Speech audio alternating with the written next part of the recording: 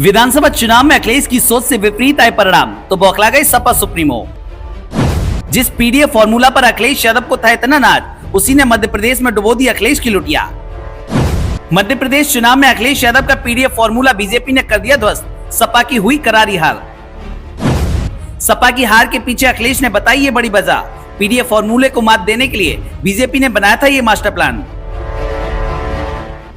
लोकसभा चुनाव से पहले 4 राज्यों में होने वाले विधानसभा चुनाव में सपा सुप्रीमो अखिलेश यादव ने एड़ी से चोटी तक का जोर लगाया था, क्योंकि मध्य प्रदेश में कांग्रेस से अखिलेश यादव को कोई भी सहारा नहीं मिला, जिस वजह से अखिलेश यादव ने अकेले दम पर ही मध्य प्रदेश में चुनाव लड़ने का फैसला किया और पूरे दमखम के साथ चुनाव प्रचार प्रसार भी किया। इसके साथ ही अपने पीडीएफ फॉर्मूले के दम पर मध्य प्रदेश में अपने प्रत्याशी भी उतारे। लेकिन इन सब के बावजूद जो परिणाम आए, उससे न केवल सपा सुप्रीमो बल्कि समाजवादी पार्टी के हर एक कार्यकर्ता के सुनहरे सपने पर पानी फिर गया। दरअसल आगामी लोकसभा चुनाव से पहले एनडीए गठबंधन को हराने के लिए समाजवादी पार्टी प्रमुख अखिलेश यादव ने नई रणनीति अपनाई थी। समाजवादी पार्टी ने इस जाति समीकरण को पीडीए का नाम दिया था। फिलहाल लोकसभा चुनाव से पहले देश में हुए 5 राज्यों के विधानसभा चुनाव के दौरान भी वह मध्य प्रदेश विधानसभा चुनाव में अपनी इसी फॉर्मूले पर जोर देते हुए मैदान में उतरे थे। फिलहाल आज हो रही मतगणना में अखिलेश यादव का ये फॉर्मूला पूरी तरह से फेल होता हुआ नजर आया।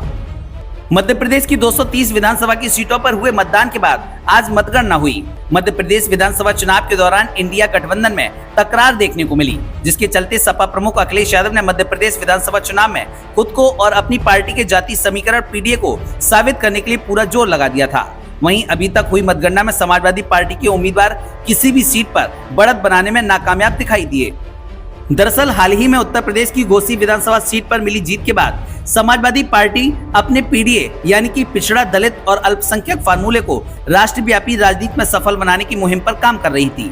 वहीं इस दौरान सपा प्रमुख अखिलेश यादव को जाति जनगणना के साथ ही पिछड़ा, दलित, अल्पसंख्यक फ्रंट के मुद्दे पर पीडीए फार्मूले को सफल बनाने की कोशिश करते हुए देखा जा रहा था। फिलहाल अभी तक हुई मतगणना और सामने आ रहे रुझान से उनका ये फॉर्मूला असफल दिखाई दिया। अभी तक के रुझान के अनुसार मध्य प्रदेश की 230 विधानसभा सीटों पर बीजेपी आगे चल रही है। दूसरी ओर कांग्रेस 67 सीटों पर बढ़त बनाए हुए है। वहीं बसपा भी एक सीट पर बढ़त बनाने में कामयाब रही। ऐसे में समाजवादी पार्टी अध्यक्ष अखिलेश यादव का पीडीएफ फॉर्मूला को राष्ट्र स्तर की राजनीति में मुद्दा बनाने का सपना टूट गया। Bureau report, the Bharatvarsh.